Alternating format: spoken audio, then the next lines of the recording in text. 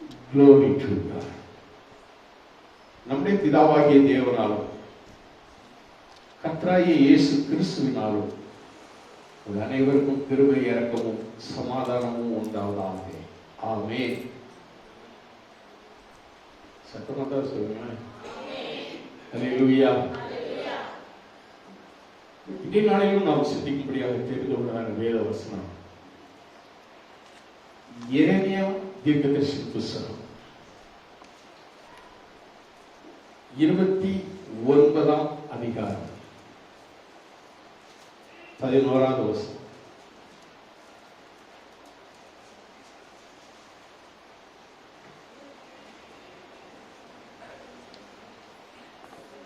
எரேமியா 29:11 நீங்கள் எதிர்பார்த்திருக்கும் முடிவை உங்களுக்கு கொடுக்கும்படிக்கு நான் உங்கள் பேரில் நினைத்திருக்கிற நினைவுகளை அறிவேன் என்று கர்த்தர் சொல்லுகிறார்.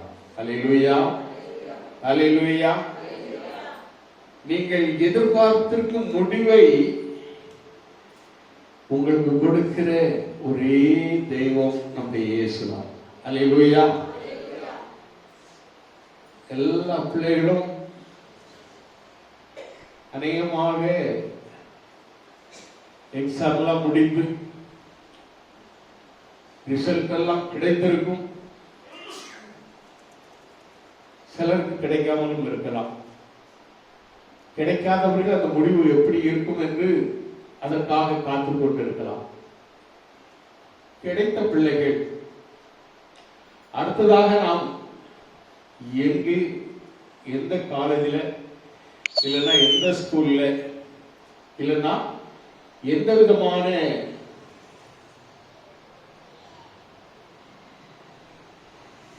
கிளாஸ் எடுத்து படிக்கலாம் என்பதை குறித்து சிந்தித்துக் கொண்டிருப்பார்கள்.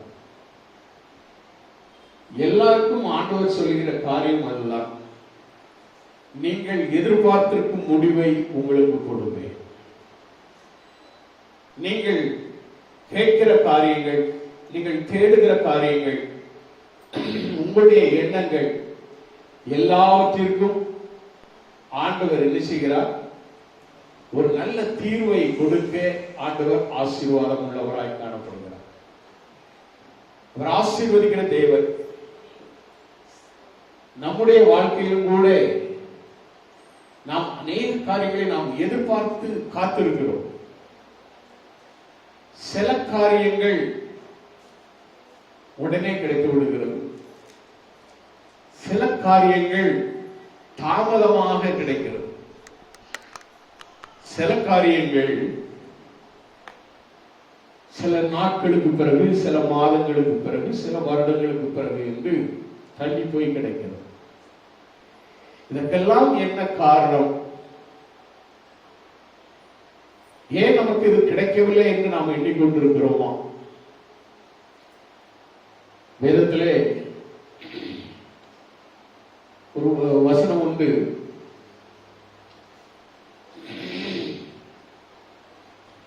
அந்த வசனம் 2 பேதுரு 3:9 நான் வாசிக்கும் பொழுது, தாமதிக்கிறார் என்று சிலர் எண்ணுகிறபடி கர்த்தர் தமது வாக்குத்தத்தத்தை குறித்து தாமதமாய் இராமல் என்று சொல்லப்பட்டிருக்கிறது. தமது வாக்குத்தத்தத்தை குறித்து அவர் தாமதிக்காமல் இருக்கிறார் அப்படின்னு சொல்லிட்டு அவர் சொல்றார், ஒருவரும் கெட்டு போகாமல் எல்லோரும் மனம் திரும்ப வேண்டும் என்று விரும்பி நம்மை நீடிய பொறுமை உள்ளவராய் இருக்கிறார் என்று அந்த வேதவசனம் சொல்லுகிறது. தாமதிக்கிறார் என்று சிலர் எண்ணுகிறபடி, விசுவாசிகள் சிலர் அல்ல, அநேகர் அப்படித்தான் நினைக்கிறார். ஆண்டவர் தாமதிக்கிறார். எனக்கு இதை சொல்லி இருந்தாரு, சில ஊழியக்காரர்களை கொண்டு சொல்லி இருந்தாரு, ஆனா எனக்கு அது இன்னும் கிடைக்கல. வருட வாக்கு தத்துவத்துல சொன்னாரு, தடைகள் எல்லாம் விலகி போகும், ஆண்டவர் அற்புதங்களை செய்வார்னு, ஆனா இன்னும் கிடைக்கல. மத்திய பகுதிக்கு வந்துவிட்டோம், இன்னும் எனக்கு என்ன செய்யல, கிடைக்கல. தாமதிக்கிறார். ஆண்டவர் தாமதிக்கிறாரா? இல்ல அந்த தாமதத்திற்கு காரணம் என்ன என்பதை குறித்து நாம் பார்க்க வேண்டும். தாமதிக்கிறார் என்று சிலர் எண்ணுகிறபடி இவங்களுடைய எண்ண ஓட்டங்கள் ஆண்டவர் தாமதிக்கிறார் என்று. ஆனால் நம்மிடத்திலே என்ன இருக்கிறது? ஏன் அவர் தாமதிக்கிறார்? இதில் சொல்லப்பட்டிருக்கிறது, ஒருவர் கெட்டு போகாமல் எல்லாரும் மனம் திரும்ப வேண்டும் என்று விரும்பி ஆண்டவர் நீடிய பொறுமையோடு காத்திருக்கிறார். அவருடைய பொறுமை எல்லாரும் தப்பி கரை சேர வேண்டும், எல்லாரும் ஆசீர்வாதம். நானும் என் வீட்டாரோ என்றால் கர்த்தரையே சேவிப்போம் என்று சொன்ன மாற்றமல்ல, நான் வசிக்கிற பூமியும் ரட்சிக்கப்பட வேண்டும் என்று ஆண்டவர் விரும்புகிறார். அல்லேலூயா. நம்முடைய குடும்பத்திலேயே எத்தனை பேர் இன்னும் மனம் திரும்பாமல், இன்னும் ஆண்டவரை ஏற்றுக்கொள்ளாமல், இன்னும் தேவ சமூகத்தை நாடாமல் நம்முடைய இஷ்டம் போல நாம வாழ்ந்து கொண்டிருக்கிறோம். அதுக்காக தான் ஆண்டவர் பொறுமையா இருக்கிறார். அல்லேலூயா. எல்லாரும் மனம் திரும்பணும் ஆண்டவர் பொறுமையா இருக்கு. ஆனால் சில தாமதம் நமக்கு கொடுக்கப்பட்ட வாக்குத்தத்தத்திற்கு அவர் தாமதமாய் ஈராமல் என்று சொல்லப்படுகிறது. அப்ப நமக்கு ஒரு வாக்குத்தத்தம் கொடுத்திருக்கிறார். தாவீதை ஆண்டவர் என்ன செய்தார்? ஆசீர்வதித்தார். ஆபிரகாமை ஆண்டவர் ஆசீர்வதித்தார். யோசேப்பை ஆண்டவர் ஆசீர்வதித்தார். இந்த 3 பேரை குறித்து நாம் உங்களுக்கு சிந்திக்க போகிறோம். முதலாவது ஆபிரகாமை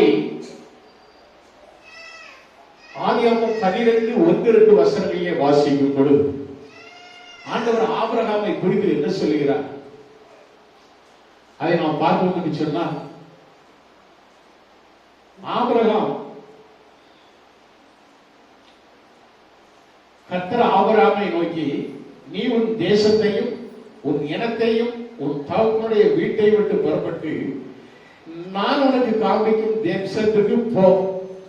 நான் உன்னை பெரிய ஜாதியாக்கி உன்னை ஆசீர்வதித்து உன் பேரை பெருமைப்படுத்துவேன். நீ ஆசீர்வாதமாய் இருப்பாய். உன்னை ஆசீர்வதிக்கிறவர்களை ஆசீர்வதிப்பேன், உன்னை சபிக்கிறவர்களை சபிப்பேன். பூமியில் உள்ள வம்சங்கள் எல்லாம் உனக்குள் ஆசீர்வதிக்கப்படும் என்றார். கர்த்தர் ஆபிரகாமுக்கு சொன்னபடியே அவன் புறப்பட்டு போனான். லோத்தும் அவனோட கூட போனான். ஆபிராம் ஆரானை விட்டு புறப்படும் போது எத்தனை வயசா இருந்தான்? 75 வயதா. எல்லாம் கவனமா நீங்க கேட்கணும். 75 வயதுல ஆண்டவர் சொல்றாரு, நான் உன்னை பெரிய ஜாதியாக்கி உன்னை பெரிய ஜாதியாக்கி. 75 வயதுல சொன்னாரு. 75 வயதுல சொன்ன ஆண்டவர் மறந்துட்டாரா? ஏன் அதை அவரு உடனே செய்யல? ஏன் அதை அவரு உடனே செய்யல? 14ஆம் அதிகாரத்திலே நாம் வாசிக்கும் பொழுது சில நாட்கள், சில வருடங்கள் சென்று விட்டது. மீண்டும் ஆண்டவர் ஆபிரகாமுக்கு தரிசனமாகிறார். வாசிக்க 15ஆம் அதிகாரம், ஆதியாகமம் 15ஆம் அதிகாரம் 1வது வசனத்தை வாசிக்க. இந்த காரியங்கள் நடந்த பின்பு கர்த்தருடைய வார்த்தை ஆபிரகாமுக்கு உண்டாகி, ஆபிரகாமுக்கு தரிசனத்திலே உண்டாகி, அவர் ஆபிராமே, இப்ப அவனுடைய பேர் ஆபிரகாம் அல்ல, ஆபிராம். 12ஆம் அதிகாரத்திலிருந்து நாம் பார்ப்போம்னா அவனுடைய பேர் ஆபிராம். ஆபிராம் ஆபிராமுக்கு உண்டாகி, ஆபிராமே நீ பயப்படாதே, நான் உனக்கு கேடவும் உனக்கு மகா பெரிய பலனுமாய் இருக்கிறேன் அப்படி சொல்றார். சொன்ன உடனே அதற்கு ஆபிராம் என்ன சொல்றான் தெரியுமா? கர்த்தராகிய ஆண்டவரே, அடியனுக்கு இந்த தேவை. ஒரு கேள்வி கேட்கிறோம். கர்த்தராகிய ஆண்டவரே, அடியனுக்கு இது முன்பே என்ன அழைத்தீர், இப்போது சொன்ன ஊருக்கு நானும் போய் செய்தேன், வந்து சேர்ந்துட்டேன். பல காரியங்கள் என்னுடைய வாழ்க்கையிலே நடந்தது. நீர் என்னோடு கூட இருந்தேன். நான் சாலமின் ராஜா மெல்கிசேதேக்கை நான் சந்தித்தேன். இந்த காரியமெல்லாம் நடந்த பிற்பாடு, அந்த ஆசீர்வாதத்தை பெற்ற பிற்பாடு, இப்பொழுதும் நீர் என்னை தரிசனத்திலே சொல்லுகிறீர், பயப்படாதே, நான் உனக்கு மகாபெரிய பலனும் கேடகமா இருக்கிறேன் என்று சொல்லுகிறீரே. ஆண்டவரே, எனக்கு என்ன தருவி? இந்த கேள்வி எல்லாருக்கும் இருக்கும். எனக்கு என்ன தருவி? ஆண்டவர் சொல்றாரு, என்ன சொல்றாரு? அதுக்கு அடுத்த வசனத்துல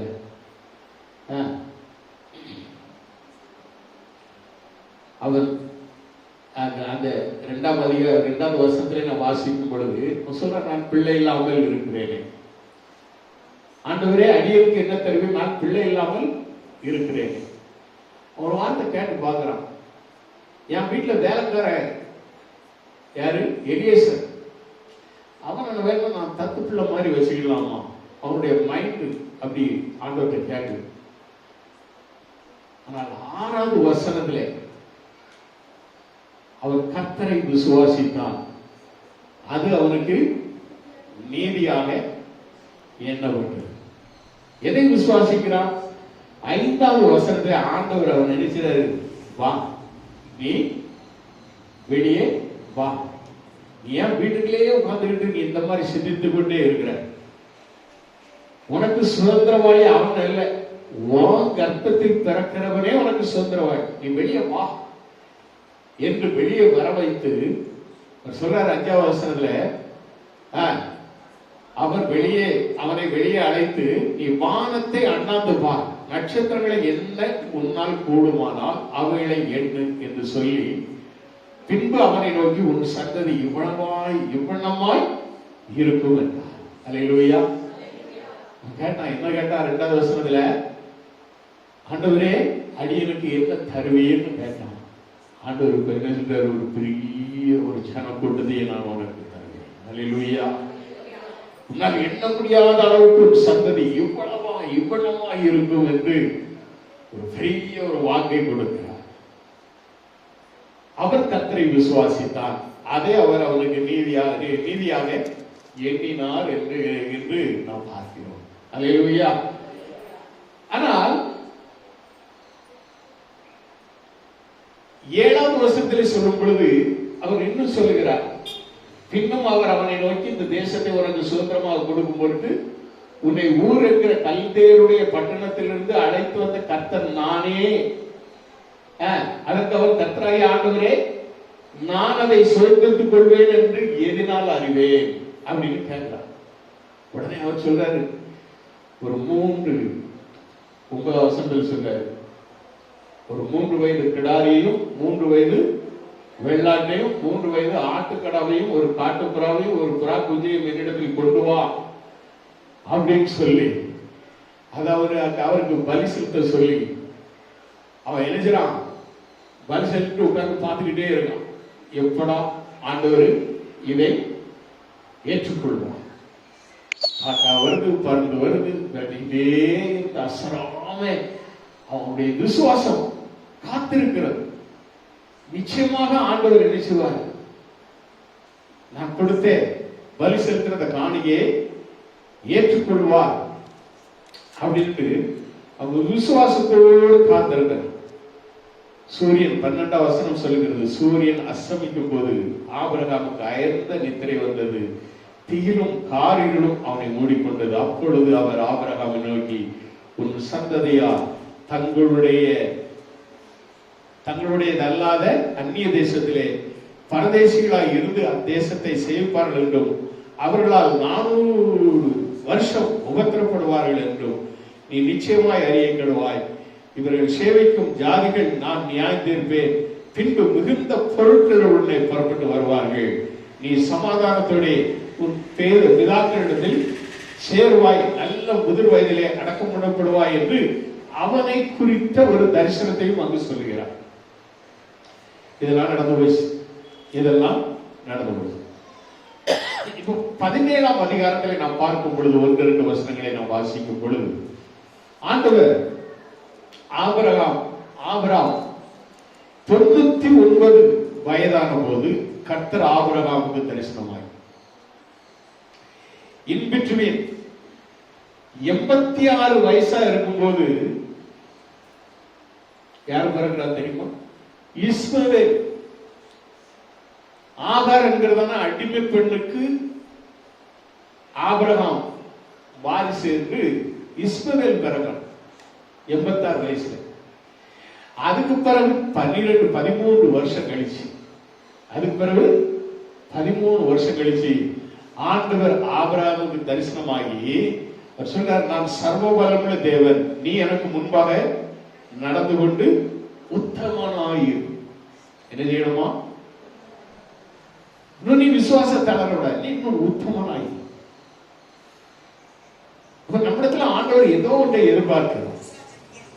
நமக்கு சில காரியங்கள் நாட்களாய், வாரங்களாய், மாதங்களாய், வருஷங்களாய் தள்ளிக்கொண்டே போகிறது என்றால் நாம் உத்தமத்திலே நடக்கிறோமா?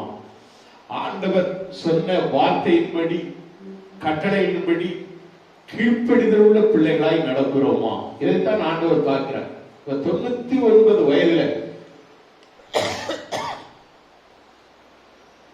ஆண்டவர் என்ன செய்யறார்? 2வது வசனத்துல பழைய ஒரு உடன்படிக்கை சொல்றார். நான் உனக்கும் எனக்கும் நடுவாக என் உடன்படிக்கை ஏற்படுத்தி உன்னை மிகவும் திரளாய் பெருக பண்ணுவேன் என்றார்.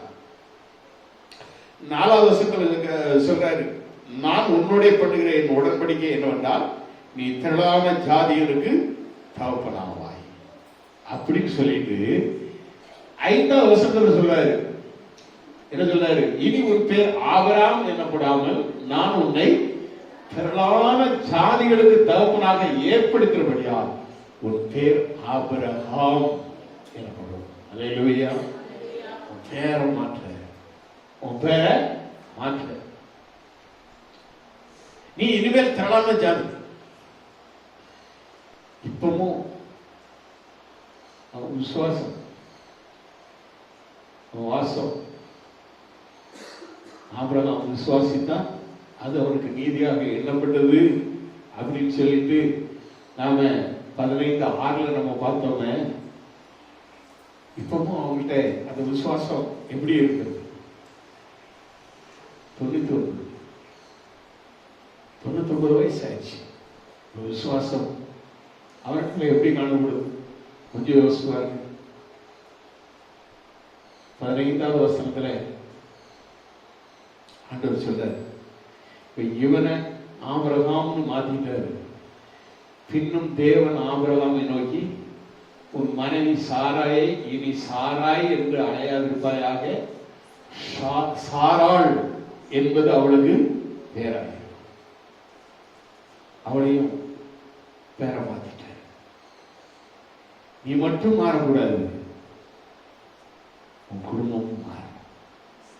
கணவன் மட்டும் மாறினா பரவாயில்ல, மனைவி மாற வேண்டாம் நினைக்கிறேன். கணவன் மனைவி இருவருமே மாற வேண்டும். யாராவது ஒருத்தர் மாறாம இருந்தால் அந்த நாட்கள், அந்த காரியங்கள் இது தள்ளி கொண்டே போகும். ஒரு மாறுதல் என்பது இருவருக்கும் வேண்டும். கணவன் மனைவி இருவருக்கும் வேண்டும். இருவரும் ஒருமித்த கருத்தோடு கர்த்தரை ஏற்று நடந்தால் அவருடைய குடும்பம் ஆசீர்வதிக்கப்படும், அவருடைய சந்ததி ஆசீர்வதிக்கப்படும், அவருடைய குடும்பம் பெருகும். ஆண்டவர் அவருடைய குடும்பத்தை வர்த்திக்க பண்ணுவார். இப்போ 14வது வசனத்துல வாசித்து, நான் அவளை ஆசீர்வதித்து அவளாலே ஒரு குமாரனையும் தருவேன், அவள் ஜாதிகளுக்கு தாயாகவும் அவளாலே ஜாதிகளின் ராஜாக்கள் உண்டாகவும் அவளை ஆசீர்வதிப்பேன் என்று ஆண்டவர் சொல்றார். அல்லேலூயா. இப்படி ஆண்டவர் சாராயையும் சாராளா மாற்றிட்டார். அப்படி ஆண்டவர் மாற்றிய ஆண்டவர் 19வது வசனத்துல இல்ல 17வது வசனத்துல என்ன சொல்றான்? அப்பொழுது ஆபிரகாம் முகங்குப்புற விழுந்து நகை நகைத்து அவங்கள ஒரு சிரிப்பு வருது.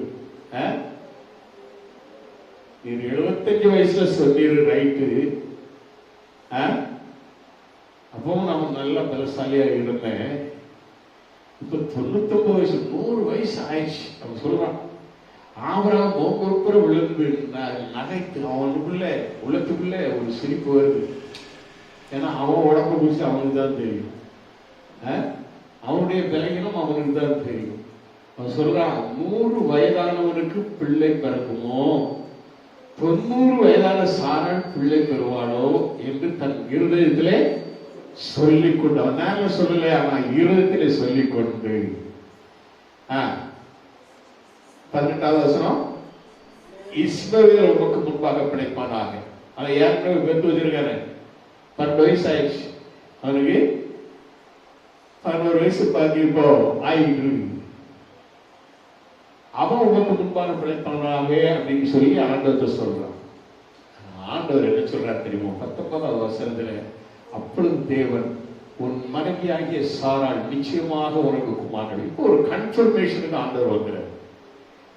இப்போ ஒரு கன்ஃபர்மேஷனுக்கு ஆண்டவர் வந்துறார். அதுக்கு என்ன சொல்றாரு? உன் மனைவியாகிய சாராள். இப்போ அவன் சாரா இல்ல, சாராள். நிச்சயமாக உனக்கு ஒரு குமாரன் பெறுவாள், அவனுக்கு ஈசாக்கு என்று பெயரிடுவார். ஆண்டவர் பேரையே சொல்லிட்டாரு. ஒரு அல்லேலூயா சொல்லுவோமா? குழந்தையே பிறக்கிறதுக்கு முன்பதாக ஆண்டவர் என்ன செய்தாரு? குழந்தை உனக்கு உண்டு, நான் உன்னை ஆசீர்வதித்து விட்டேன், அவனுக்கு ஈசாக்கு என்ற பெயர். பிரைஸ் காட், ஹல்லேலூயா. என் உடன்படிக்கை அவனுக்கும் அவனுக்கு பின்வரும் அவன் சந்ததிக்கும் நித்திய உடன்படிக்கையாக ஸ்தாபிப்பேன் சொல்லி. ஹல்லேலூயா, ஹல்லேலூயா. 21வது வசனம் சொல்லுகிறது, அதே 17-21, வருகிற வருஷத்தில் குறித்த காலத்திலே சாராள் உனக்கு பெறப்போகிற ஈசாக்கோடே நான் என் உடன்படிக்கையை ஏற்படுத்துவேன் என்றார். ஹல்லேலூயா. டேட் முதற்கொண்டு பிக்ஸ் பண்ணிடுறாரு ஆண்டவர். ஹல்லேலூயா. நீ நினைக்கலாம், ஏன் இவ்வளவு தாமதம், ஏன் இவ்வளவு லேட்டு, ஏன் எனக்கு இவ்வளவு நாளும் கிடைக்கல, ஏன் நான் பெற்றுக்கொள்ளல? ஆண்டவர் உன்னுடைய விசுவாசத்தை சோதிக்கிறார். சில நேரத்தில் நீ உன் உள்ளத்துல என்ன செய்யலாம் நினைக்கலாம். எத்தனை நாளா நானும் கேட்டுக்கிட்டே இருக்கேன், எத்தனை நாளா இந்த வார்த்தையை நான் கேட்டுக்கிட்டே இருக்கேன், ஆனா எனக்கு ஒன்றும் நடக்கலையே. கர்த்தர் விசுவாசம் பார்க்கிறார். நாம் அர்த்த விசுவாசியாகிறாங்க. விசுவாசம் உள்ளவர்களாய் இருந்தால் நிச்சயமாக நாம் அதை பெற்றுக் கொள்வோம். அல்லேலூயா. நீங்க தாவீதை பார்ப்பீங்கன்னா, தாவீத ஆண்டவர் 1 சாமுவேல் 16-13 எப்பொழுது சவுலை விட்டு ஆண்டவர் கிருபையை விலக்கி விட்டு அவனை ராஜாவிலிருந்து தள்ளிவிட வேண்டும் என்று ஆண்டவர் தீர்மானம் பண்ணினாரோ, அடுத்த நொடியிலே தன்னுடைய ஊழியக்காரனாகிய சாமுவேலை கூப்பிட்டு, நீ போ, ஈசாயின் இடத்துல போ, அவருடைய பிள்ளைகளே ஒருத்தனை நான் என்ன செய்தேன், செலக்ஷன் பண்ணிட்டேன். என்ன அபிஷேகம்? ராஜாவாக ஆகிறது. இப்போ அவன் என்ன செய்யறான்? இப்போ சாமுவேல் தாவீதை அபிஷேகம் பண்ணுகிறான். என்ன பாருங்க, அப்பொழுது சாமுவேல் 1 சாமுவேல் 16-13, அப்பொழுது சாமுவேல் தைல கொம்பை எடுத்து அவனை அவன் சகோதரனிடத்திலே அபிஷேகம் பண்ணான். அந்நாள் முதற்கொண்டு கர்த்தருடைய ஆவியானவர் தாவீதின் மேல் வந்து இறங்கி இருந்தார். அல்லேலூயா. அந்நேரம் அது என்ன அபிஷேகம்? ராஜ அபிஷேகம். அல்லேலூயா. ராஜ அபிஷேகம் கிடைச்சியா? ராஜாவா இருக்கிறது யாரு? சவுல். ராஜாவா இருக்கிறது யாரு? நல்ல கவனமாக இருக்கணும். ஆண்டவர் தீர்மானம் பண்ணிட்டாரு, தாவீது தான் அடுத்த ராஜா. அல்லேலூயா. சவுலுடைய சந்ததியில யாருமே அந்த சிங்காசனத்தில் உட்கார மாட்டாங்க. நான் சவுலை விட்டு என்னுடைய கிருபையை நான் எடுத்து போட்டேன். தாவீது தான் அந்த சந்ததி. அல்லேலூயா. தாவீதின் மேல் ராஜ அபிஷேகத்தை எப்பொழுது கொடுத்தாரோ அவன் மேல் கர்த்தருடைய ஆவியானவர் வந்து இறங்கி எழுதின அந்த நிமிடத்திலிருந்து தாவீதிற்கு ஒரு புதிய ஒரு கிருபை கிடைத்து கொண்டே இருந்தது. அல்லேலூயா. நல்ல யோசனை. ராஜாவா இருக்கிறது சவுல், தாவீது மேல் இருப்பது ராஜ அபிஷேகம். அல்லேலூயா. ரெண்டு குடும்பத்துக்கு சம்மந்தமே கிடையாது. தாவீது குடும்பத்தில் உள்ளவங்க எல்லாரும் போர்படையில யுத்த வீரர்கள். ஒரு நாள் தாவீது போறான். நீங்க அதே 1 சாமுவேல் 16:14 பாருங்க. கர்த்தருடைய ஆவி சபையை விட்டு நீங்கினார், கர்த்தரால் விடப்பட்ட ஒரு பொல்லாத ஆவி அவனை கலங்க பண்ணி கொண்டிருந்தது அப்படின்னு நம்ம பாக்குறோம். ஏன்னா நாம இப்ப பாக்குறோம், இந்த தாவீது இந்த அபிஷேகம் பண்ணப்பட்ட அந்த நேரத்திலிருந்து அந்த அபிஷேகம், ராஜ அபிஷேகம் அவனுக்குள்ள என்ன அப்படியே பலம் கொண்டு கிரிச்சார். ஒரு நாள்ல இவன் போய் யுத்த களத்தில் இருக்கிற தன்னுடைய சகோதரர்களை போய் பார்த்துட்டு வரணும், அவங்கள்ட்ட போய் சுவசெய்தி கேட்டு வரணும்னு அவனுடைய தகப்பன் ஈசாய் சொன்னதுனால அங்க போறான். அங்க போயிட்டு அங்க என்ன பண்றான், யுத்த களத்துல நிக்கிற வேற சில மனுஷனோட பேசி கொண்டு இருக்கிறான்.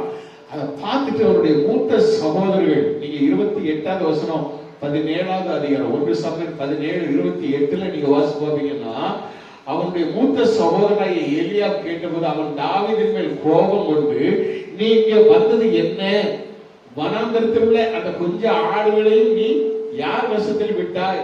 யுத்தத்தை பார்க்க அல்லவாய் வந்தாய்? உன் துணிகரத்தையும் உன் இருதயத்தையும் அகங்காரத்தையும் நான் அறிவேன் என்று சொன்னான். கோபப்பட்ட கூட பிறந்த சகோதரன், மூத்த சகோதரன் கோபப்படுவான், உனக்கு இங்க என்னடா வேலை, நீ எங்க வந்து என்ன செய்யற? ஆனா தாவீது என்ன சொல்கிறான் தெரியுமா? 29வது வசனத்துல, அதற்கு தாவீது, நான் இப்பொழுது செய்தது என்ன?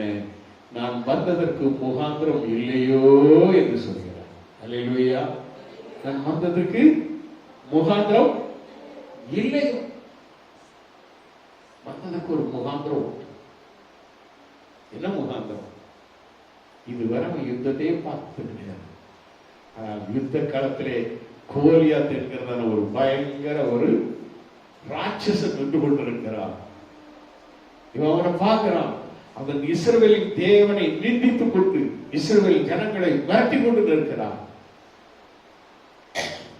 தாவீது சிங்கத்தின் கைக்கும் கரடியின் கைக்கும் என்னை தப்புவித்த ஆண்டவர் இவன் கைக்கும் என்னை தப்புவிப்பார், நான் போய் உன்னை என்ன செய்வேன்?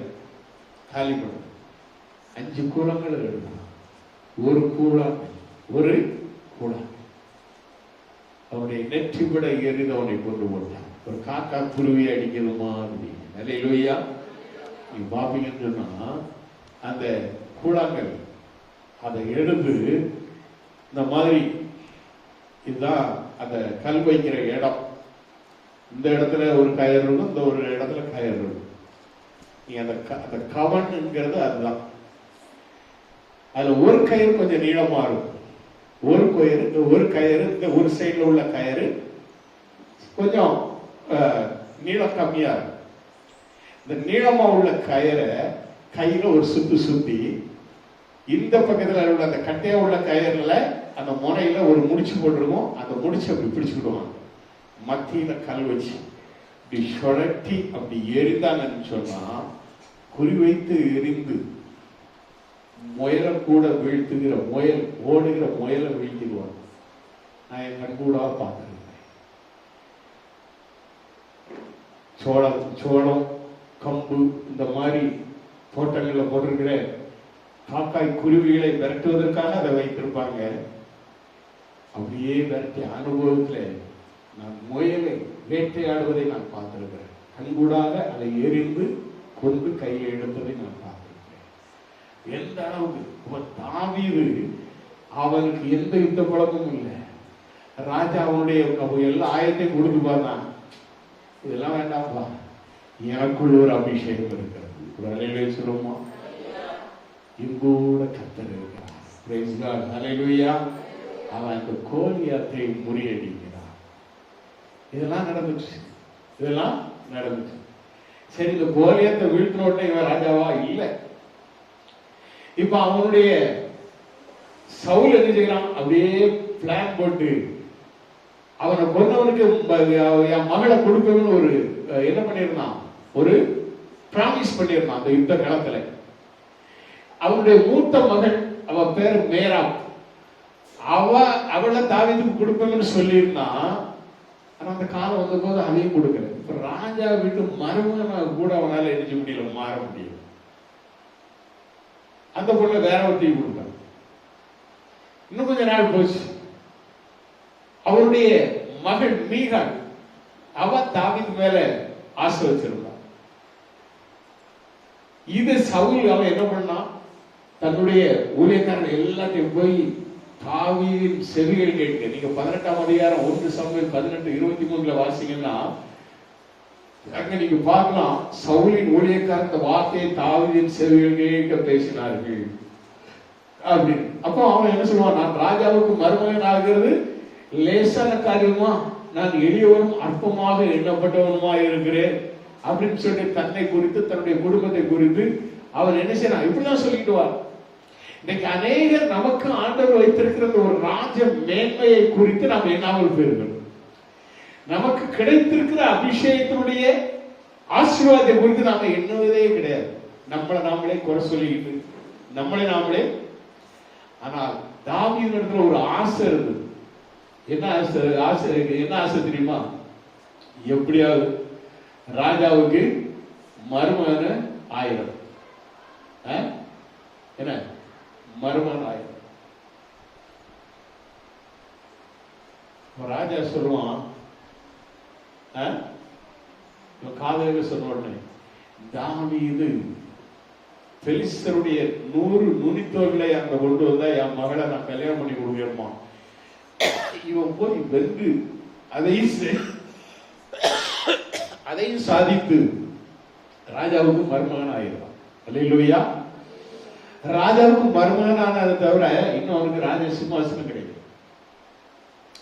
ராஜா தன்னுடைய மருமகனாக தாவீதை வைத்துக் கொண்டாலும் தாவீதை எப்ப கொல்லலாம் அப்படின்னு சொல்லி அப்பப்ப ஈட்டிய வீசிக்கிட்டே இருக்கும். அது மட்டுமல்ல, தன்னுடைய மகனை பார்த்து யோனத்தானை பார்த்து அவன் சொல்லுவான். 20ஆம் அதிகாரம் 31ஆம் வசனத்தில் 1 சாமுவேல்ல, ஈசாயின் மகன் பூமியிலே உயிரோடு இருக்கும் நாள் வரைக்கும் நீ ஆனாலும் உன் ராஜ்யம் ஆனாலும் நிலைப்படுவதில்லை. இப்பொழுதே அவனை அழைப்பித்து என்னிடத்தில் கொண்டு வா, அவன் சாக வேண்டும் அப்படின்னு சொல்லி சொல்லுவான். ஒரு பக்கத்துல மருமகன், இன்னொரு பக்கத்துல மாமனாரும் கொல வெறியோடு இருக்கிறார். சொல்ல அவன் சாக வேண்டும். மகன் கேப்பா, ஏப்பா அவன் சாகணும்? அவன் சாகலன்னா நீ என்ன முடியாது, சிங்காசனத்தில் உட்காரவே முடியாது. ஆனா அந்த மகன் யோனத்தான், இந்த மகன் தான் யோனத்தான், தாவீதை மிகவும் சிநேகித்தான். கோவம் சவுலை விட யாருக்கு வரணும் தெரியுமா? தாவீது மேல சவுலை விட யாருக்கு வரணும்? யோனத்தானுக்கு வரணும். என் அப்பாவுக்கு பிறகு அடுத்த சிங்காசனம் எனக்கு தானே, தாவீது அவன் வந்துருவானோன்னு சொல்லிட்டு அவனும் அப்ப கூட பிளான் பண்ணி என்ன செய்யணும், சாகடிக்கணும். ஆனா அவன் அவனை காப்பாற்றுவான். கர்த்தர் என்ன செய்வார் தெரியுமா? சவுலை 2 முறை தாவீது கையில ஒப்பு கொடுப்பார். தாவீது என்ன செய்வார் தெரியுமா? ஒரு தடவை 24:3 1 சாமுவேல் 24:3 அந்த சவுல் காலை கடன் முடிப்பதற்காக, அதுல மலஜலாதி என்று சொல்லப்படுகிறது வேதத்துல, காலை கடன் முடிப்பதற்காக ஒரு குகைக்குள்ள போவான். அந்த குகைக்குள்ளதான் தாவீதும் அவனுடைய மனுஷரும் ஒழித்துக் கொண்டிருப்பாங்க. இவன் ஈஸியா அங்க அந்த காலை கடன் முடிக்கும் போது ஈஸியா கொண்டுடலாம். அவன் அப்பவும் என்ன பண்ணுவான் தெரியுமா? அபிஷேகம் பண்ணப்பட்டவர் மேல் கரங்களை போடக்கூடாது, நான் அவனை கொல்ல மாட்டேன்னு சொல்லுவோம். இன்னொரு தடவை மலைக்கு இந்த பக்கமும் அந்த பக்கமாக 2 மலை பிளவுல, ஒரு பக்கத்துல சவுல் அவனுடைய ஆட்களோடு தாவீதை வேட்டையாடும்படி நிற்பான். இன்னொரு மலையில எங்க நிற்பான்? தாவீது தன்னுடைய ஆட்களோட. இப்படி இருக்கும் வேளையில தாவீது என்ன செய்வான், அப்படியே அந்த மலை பக்கம் போய் அவர் படுத்து தூங்கி கொண்டிருக்கும் போது அவருடைய ஈட்டியையும் அவர் தண்ணி செம்பு தலைமாட்டில் செம்பு வச்சிருப்பாங்க. ஏன்னா தலைக்கு மாட்டில் செம்பு இருக்கும். இப்பவும் நல்லா தண்ணி குடிக்க பழக்கம் உள்ளவங்க, எனக்கெல்லாம் தலைமுக மாட்டில் என்ன இருக்கும், ஒரு பாட்டில் தண்ணி இருந்துகிட்டே இருக்கும் நைட்டு. எப்போ நாளும் திடீர்னு அப்படின்னா டக்குன்னு கை அதில் போகும், எந்திரிச்சு உட்காருவேன், தண்ணி குடிச்சு பழையபடி படுத்துக்கூடாது. அது மாதிரி தலைமாட்டில் அந்த செம்பு தண்ணி, இந்த செம்பையும் எடுத்துட்டு அந்த ஈட்டியும் எடுத்து உட்காந்துவாங்க. இதெல்லாம் எடுத்து வந்திருப்பாடு. அந்த நேரத்தில் அவனுடைய தாவீதுடைய போர்ச்சேவன் அபிஷாய் அவன் என்ன சொல்லுவான் தெரியுமா? 9-10 26:9-10 1 சாமுவேல் 26:9-10 தாவீது அபிஷாய் பார்த்து, அவரை கொல்லாதே, கர்த்தர் அபிஷேகம் பண்ணுவித்தவர் மேல் தன் கையை போட்டு குற்றம் இல்லாமல் போகிறவர் யார் என்று சொன்னார். பின்பு தாவீது, கர்த்தர் அவனை அடித்து அல்லது அவருடைய காலம் வந்து அவர் மரித்து அல்லது அவர் யுத்தத்தில் போய் மாண்டாலொழிய நான் என் கையை கர்த்தர் அபிஷேகம் பண்ணுவித்தவர் மேல் போடாதபடிக்கு கர்த்தர் என்னை காக்க கடவர் என்று கர்த்தருடைய ஜீவனை கொண்டு சொல்லுகிறேன் சொன்னார். அல்லேலூயா. இந்த காலத்துல நீங்க சரித்திரத்துல நீங்க பாப்பீங்கன்னு சொன்னா, முகலாயர் காலம், முகலாயர் ஆண்ட காலத்துல அரசு ஆண்டுகிட்டே இருப்பான். அவன் மகன் அவனை நினைச்சுவான் கொண்டு அந்த சீட்லயே வந்து உட்கார்ந்துருவான். என்னன்னா ராஜ சிம்மாசனத்தின் ஆசை. தாவீதுக்கு 2 முறை அப்படிப்பட்ட சான்ஸ் வந்தாலும் ஒரு வார்த்தை சொன்னார். என்ன தெரியுமா? சவுல் அவரா சாவும், ஏதாவது நோய் வந்து சாவும், இல்லைன்னா யுத்தத்துல சாவும். அவருடைய மரணத்துக்கு பிறகுதான் நானா என்ன செய்ய மாட்டேன், கையை போட்டு அவரை கொல்ல மாட்டேன். ஆண்டவர் என்ன செய்தாரு? சாமுவேலை கொண்டு தாவீதை ராஜ அபிஷேகம் செய்தார். இதெல்லாம் இதற்கு பிறகு நடக்கிறது. அல்லேலூயா, அல்லேலூயா. அருமையான தேவனுடைய பிள்ளைகளே, காத்திருப்பது, கர்த்தருக்கு காத்திருப்பவர்கள் புதுபலன் அடைந்து சட்டைகளை அடித்து எழும்புவார்கள். அல்லேலூயா. எவ்வளவாய் நீ காத்திருந்து கர்த்தர் நமக்கு சொன்னதை நிறைவேற்றுவார், கர்த்தர் நமக்கு சொன்னதை நிறைவேற்றுவார் என்று நீ நினைக்கிறாயோ அவ்வளவாய் கர்த்தர் உன்னை ஆசீர்வதிப்பார். அல்லேலூயா. ஏன்னா 29:13 நினைக்கிறேன், அவர் சொல்லியும் செய்யாதிருப்பாரோ, அவர் வசனித்தும் நிறைவேற்றாதிருப்பாரோ அப்படின்னு அந்த வசனம் சொல்லு. அவர் சொல்லியும் செய்யாதிருப்பாரோ, அவர் வசனித்தும் நிறைவேற்றாதிருப்பாரோ அப்படின்னு வேதம் சொல்லுகிறது. அல்லேலூயா. சொன்னபடி செய்கிற ஒரே தெய்வம் நமக்கு உண்டு. Praise God. எங்க தூங்கிட்டீங்களா? இவ்வளவு விளக்கமா ஆழமா சத்தியத்தை சொன்னாலும் அப்படியே இருக்கீங்க. நம்முடைய ஆண்டவர் வாக்குத்தத்தத்தை மாற்றவே மாட்டார். உனக்கு தருவேன் என்று சொன்னதை தரவே செய்வார். அவர் நன்மையை வழங்காதிரார் அப்படின்னு சொன்னா அவர் நன்மையை கொடுப்பார், கொடுக்காமல் இருக்கவே மாட்டார். கர்த்தர் நன்மையானதை தருவார். அல்லேலூயா. நன்மை செய்கிற தெய்வம் நம்முடைய தெய்வம். அல்லேலூயா. யோசேப்பை குறித்து பார்ப்பீர்கள் சொன்னா, யோசேப்பு ஒரு ஒரு சொப்பனத்தை காணும். யோசேப்பு சொன்னாலே அவன் சொப்பனக்காரன் அர்த்தம். சொப்பனத்தை பார்க்கிறான். இந்த சொப்பனத்தை பார்த்துட்டு அவன் தன் சகோதரத்துல சொன்ன உடனே 2 முறை அவன் என்ன செய்யறான், அந்த சொப்பனத்தை சொல்றான். முதல் தடவை அவன் சொல்றான், நான் ஒரு சொப்பனம் கண்டேன், 11 அரிக்கட்டுகள் என்ன செய்தது, அது வணங்கி நின்றது அப்படின்னு சொல்றான். அவன் சகோதரர் எல்லாம் பார்த்தா, நாங்க 11 பேர் ஒன்னு நாங்க வணங்குவோமாடா அப்படின்னு சொல்லிட்டு ஒரு கோபம் வந்தது. ரெண்டாவது ஒரு சொப்பனம் கண்டு சொன்னான். அதுல 11 அரிக்கட்டுகளும் சூரியனும் சந்திரனும் தாய் தகப்பனும் கூட வணங்குவார்கள் அப்படின்னு சொல்லிட்டான். சொப்பனம்லாம் நிறைவேறுவது எத்தனை ஆண்டுகள். வேதம் சொல்லுகிறது அவன் அந்த ஆசீர்வாதத்தை பெறுவதற்கு சங்கீதம் 105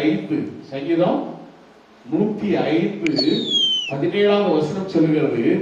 அவர்கள் 15, 17, 18 நம்ம வாசிக்கும் பொழுது 17, 18, 19 நம்ம வாசிக்கும் பொழுது சங்கீதம் அவர்களுக்கு முன்னாலே ஒரு புருஷனை அனுப்பினார். யோசேப்பு சிறையாக விற்கப்பட்டான். அவன் கால்களை விலக்கு போட்டு ஒடுக்கினார்கள்.